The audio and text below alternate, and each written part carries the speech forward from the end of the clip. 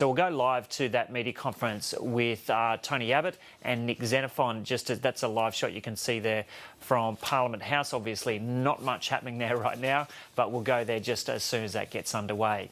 In the meantime, we'll go back to some news that's just broken in the last couple of hours. Australia is going to take control of military operations in Uruzgan province. Until now, the US has been in overall command of the forces, the international forces in the province there.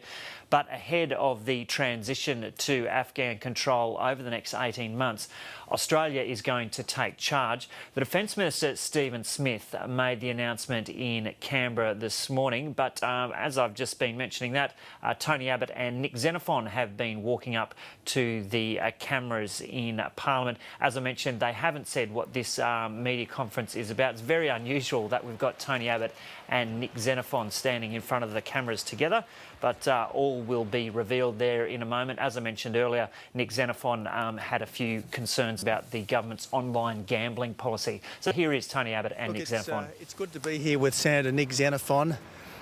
Nick and I don't see eye to eye on every aspect of the gambling issue, but we are very much united in opposing this latest recommendation from the government for a very substantial expansion of online gambling. I'm not against gambling as such. I think that Australians are entitled to gamble responsibly, but this is a whole new frontier of gambling which the government is proposing to open. Now, the problem with this recommendation from the government is that if it goes ahead, every computer is a casino. Every smartphone is a poker game, and that's just not on as far as the coalition is concerned, and that's why I'm happy to be here shoulder to shoulder with Nick Xenophon.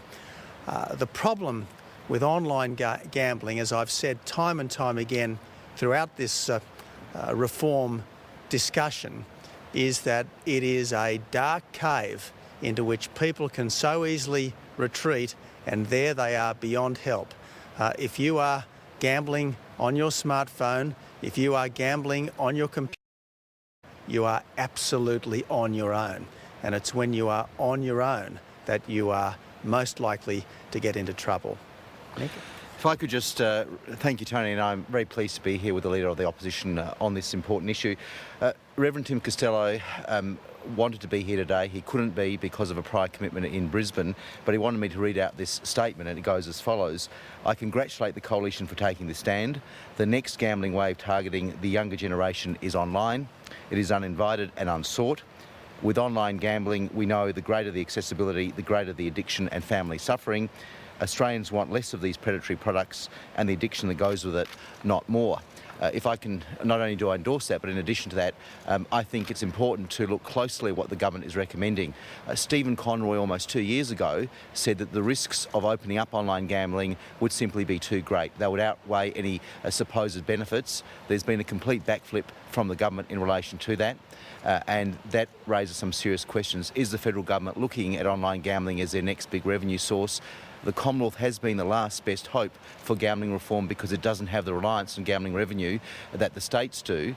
Tony Abbott is absolutely right. If you open this up, you will unleash a new tidal wave of problem gambling, particularly amongst younger Australians.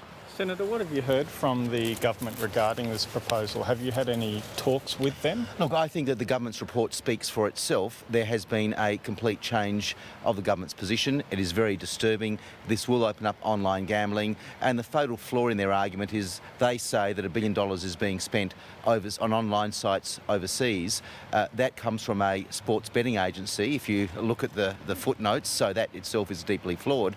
But the government says that if we go down the path of liberalising it in Australia, we can clamp down on the overseas sites. The measures they suggest are measures that could be used now, and I think Tony may have something to say about issues of enforcement, but the Act hasn't been enforced. That's why we're getting the leakage that we have, and it can be enforced according to the Australian Bankers Association in their evidence before a joint select committee inquiry on gambling by attacking the financial transaction by blacklisting those sites, which isn't difficult to do. Senator, have you spoken to the Greens in the upper house about this? Is there any indication what they'll do? Well, look, can I say that I speak regularly to Senator Richard Di Natale, the Green spokesperson on gambling, and he shares a very similar view to mine, obviously, in relation to online gambling. So with the coalition supporting or rather opposing the government's move and supporting protecting Australian consumers, particularly young Australians, then I think there's no such thing as a sure thing, but I think it's pretty clear that this, with the support, the help of the coalition and the Greens, any attempts to liberalise online gambling will be defeated in this country, which is good news. Isn't the problem, though, that every computer is a casino, or potentially, as Mr Abbott says anyway, because of those offshore sites and the access to international gambling sites? And might not it be better as legislators to regulate rather than prohibit? Prohibition doesn't work. Well, look, the damage is caused by the financial transaction. The government, in its own report, is saying you can actually nip these financial transactions in the bud. The concern is this: if you legalise it, if you give it the sanction, the seal of approval of the state, of the Australian government, it then becomes more socially acceptable. You get that cultural shift in gambling. So however ubiquitous online gambling is now, you will see an exponential increase in it. And the research, and this is the argument given in South Australia, in Queensland, in Victoria, for the legalisation and the expansion of poker machine gambling. We now know that the only state that doesn't have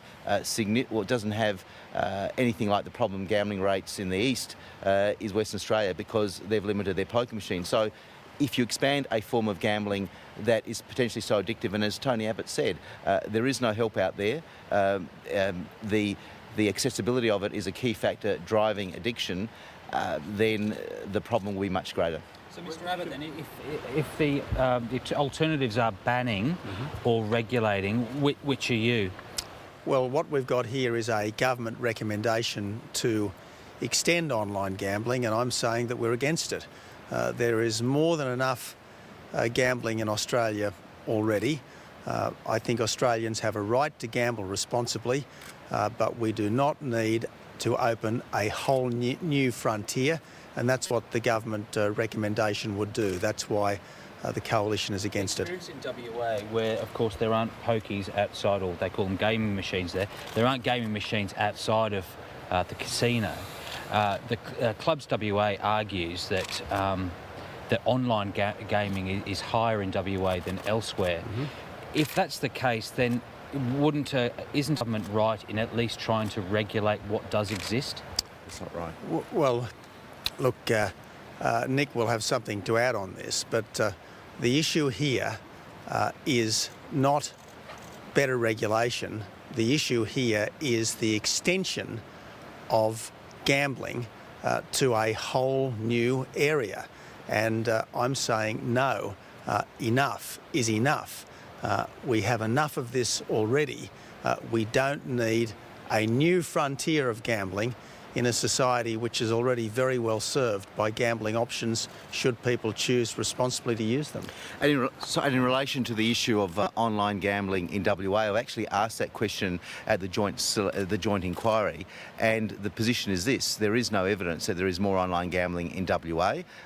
Love to see where the clubs have got that figure from in WA. Clearly they've got a self-serving position because they want poker machines, but it isn't supported by facts. The two of you obviously sat down to discuss online gambling reforms. Did talk get on to pokies reforms as well? We're always talking about Look, I've had lots of discussions with Nick about pokies changes, and they'll be ongoing. As in, what would be your policy? Well, our position is that we don't support mandatory pre-commitment. We never liked it, as we made crystal clear in the discussion paper that went out last year. We don't support it, won't support it. What we do support, though, is voluntary pre-commitment, more counselling, and closer, not laxer, supervision of online gambling.